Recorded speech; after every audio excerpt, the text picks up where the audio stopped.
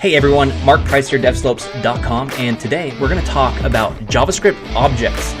And objects in JavaScript are the closest thing that we have to classes with other object-oriented programming languages. With that being said, the newest JavaScript, ECMA 6, does have classes in it. Not everything's supporting it yet, but anyway, for the most part, JavaScript objects are a pretty big deal. And so let's go ahead and get started. And you will be using these with Apple TV. They've already got it in their code, like their player class, for instance, or player object. So go ahead and open your favorite IDE. We're going to open brackets here. And I'm going to go to File, Open Folder. Errors, because I can't find what I'm looking for. File, Open Folder. And I'm going to go to, on my desktop, to a folder called, where is it here? JS. There's nothing in it yet. Okay, I'm going to create a new file here, Command N for new file and Command S to save it. And we're going to call this objects.js. Okay, so let's just dive right in. So similar to a class with object-oriented programming, so is an object. So if I wanted to create a person object, I would say var person equals, and the syntax for an object is curly braces. Okay, so you do need a semicolon at the end of this. Objects have keys and values, similar to a dictionary in iOS or a hash table. Same exact principle here. So name is Jack. Okay, age is 23. Notice how the key names don't have quotes around them. Okay, but they can. And we're going to say you can also so objects can hold any type. They can hold variables. They can hold integers, floats, etc. They can also have functions. So we can have a function called speak name. We can actually define the function right here in line, which is very strange, but you can do that, and it's very common in JavaScript as well. So speak name, a name, right? And we can say return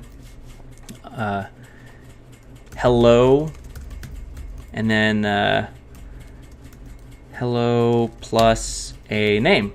Okay, so there's a person.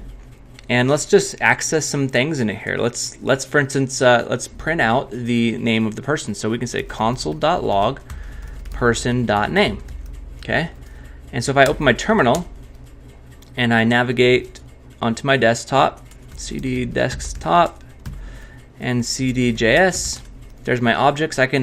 You already should have Node installed, so I can just run node objects.js, and it printed out Jack. It printed out the name, okay, which is pretty cool. In fact, let's just move this over here on the right side, and let's move the code over here on the left side. Okay, let me make this a little bit smaller there. Okay, so we can access a property of a object just by using the dot syntax. Remember, there's key values. Okay, we can also call the function similarly. So I could say console.log, and we could say person.speakName, and we can pass in a name there. So let's say Harry. Okay, so we're just console.logging the name Harry, where we're calling the function, okay, which is going to return hello Harry, and that's what's going to print. So let's give that a shot. Node objects.js, hello Harry. So again, you can access properties of an object by using the dot syntax, and we called that function, which is really cool. You can also use bracket syntax to access elements. So we can say console.log name, okay, plus we can say person and then name. So rather than using the dot syntax, we use the bracket syntax and we pass in the name of the key. In this case, it's name. So if I run this here, oops, I need to save it there. Let's try that again. There we go. Name is Jack. So you can access properties of an object without using the dot syntax if you use the bracket syntax. So you can do that as well. You can modify values in an object. So person.age plus equals 5. And then we can console.log age plus person.age. And I would assume this would now print 28. Let's go ahead and save that and run. Yep, age is 28. So you can modify values of an object as well too, similar to a class with other programming languages. Also, there's a second way to work with objects, and this is Now this is confusing. Again, my opinion, JavaScript's a pretty nasty language compared to other programming languages, so you got to deal with some of the caveats. But you can create what's called a function object, and this is how you can create new instances of an object. So let's say we want this, and this would be the best thing we get that's closest to a class in Swift or Objective-C. So we can say var vehicle, and when I'm creating a function object, I like to use capital letters because it indicates that, hey, this is something that's reusable just like a class, okay? And this is what is very similar, like in Apple's TVML, there's a player class to be able to play videos and audios and video, and you'll use like the new keyword, which I'll show you here, and they have something similar to this in their code, as in their definition of their function object. So you say make color, is it a premium package, for instance? Let me make this a little bit smaller here. Move this over, move this over.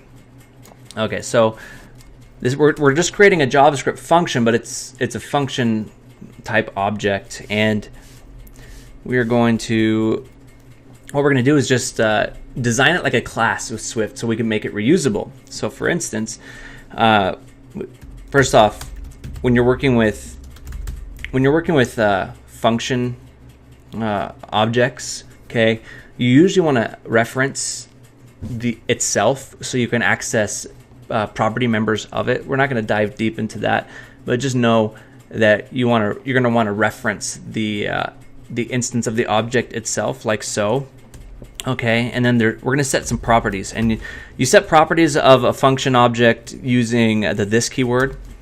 This would be similar to self in Swift, okay, or Objective-C. So this.make equals make. So this is we're assigning we're creating a variable called this.make. Instead of saying var make, we're saying this.make, so it's publicly accessible. The this keyword will make those properties publicly accessible, and without the this keyword, like that var self will not be publicly accessible outside of this function object here. Only if you use the this keyword. So what we're saying is, hey, take the make that the user is going to pass in and assign it here to the this dot make. This dot, again, so just these are just variables, okay, but we're making them publicly accessible to the outside world. This odometer and all these things right here will happen whenever we create a new instance of this dot engine. These are just default values we're setting on these properties, these variables. This dot color equals color because the user can pass in a color. And then this is interesting, if premium equals true, so we can do some logic here when we're initializing. If it's a premium package, then this dot engine equals V8, okay, and this dot color equals platinum. Ooh, that's a nice color. Okay, so an if statement on initialization, and then we can also have a property that's a function. So this dot add trip. Isn't it crazy? Like, you know, functions within functions within functions, and function callbacks and all kinds of crazy stuff you can do in JavaScript. And we're barely scratching the surface here. I'm just giving you a quick overview so you can not be totally lost in Apple TVML land. Okay, but chances are, if you're really digging this TVML, maybe you're a web developer and you know all these things already. So put you ahead of the game. So you can create a function in here, right, inside of a function within your vehicle function, which is a function object, and we're going to say if new miles is greater than 0, then self.odometer plus equals new miles. Now, would it matter if someone had put 0 in there? No, but if they put negative miles in there, we wouldn't want them, for instance, we wouldn't want them breaking the odometer, breaking the code. So here's a simple check we can do whenever you're adding a trip. You can have an if statement like this. And so this is cool. We've got an object here that's doing some cool stuff. And so how do we use it? How do we use this object? This is like a Swift class, right? Well, let's do it now. Let's say we want to create a Mercedes-Benz. So let's create a new variable. And so to create it, we're going to say new vehicle. Okay, using the new keyword. Okay, in Swift you don't have to do that. You know, in Swift you would just say vehicle, right? But we're going to say new vehicle because that's how you create an instance of this object. And we're going to pass in the name, or the make, I mean. So Mercedes-Benz, and the next parameter it wants is the color.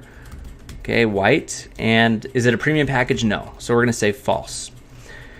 Okay, let's see if it works. So console.log color plus bens.color. Okay, so since it's not a premium package, our color on our car should be white because we just passed in the white here. So let's go ahead and give it a shot. Okay,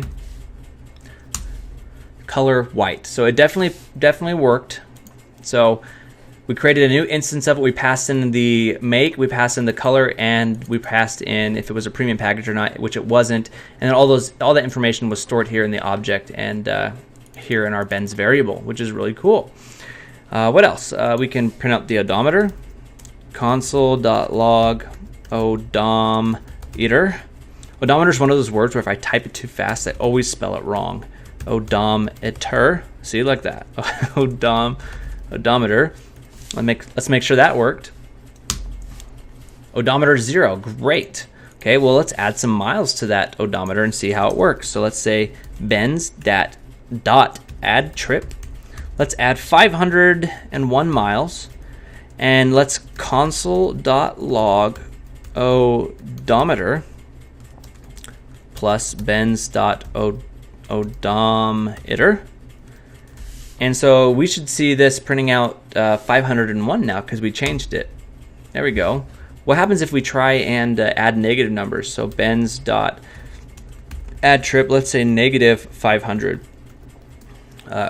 If this worked, okay, if our code worked, it should still print out 501. It should not have accepted this. Odometer plus bens.odometer. Okay, let's run it. 501. Okay, so this is really cool. So of course, this is like using a Swift class. So if I wanted, I could say var Volvo equals new vehicle, and this is Volvo, and the color is ugly maroon. Guys, don't buy a maroon car. Just don't. Just save us all some pain of our eyes and never buy a nasty maroon colored vehicle. Okay, why do they even make it in maroon? I don't know. Anyway, you can do whatever you want to your life. Just okay, is it a premium package? Let's say true. That's interesting. So if it's premium, what do you think? Do you think that ugly maroon is going to save? That's interesting. Well, let's give it a shot here. Let's console.log Volvo color plus Volvo.color. Is it going to be ugly maroon or is it going to be platinum? Let's take a look. Hey, look at that, platinum. It's because we pass in the premium package there. So this is really cool. This is objects, right?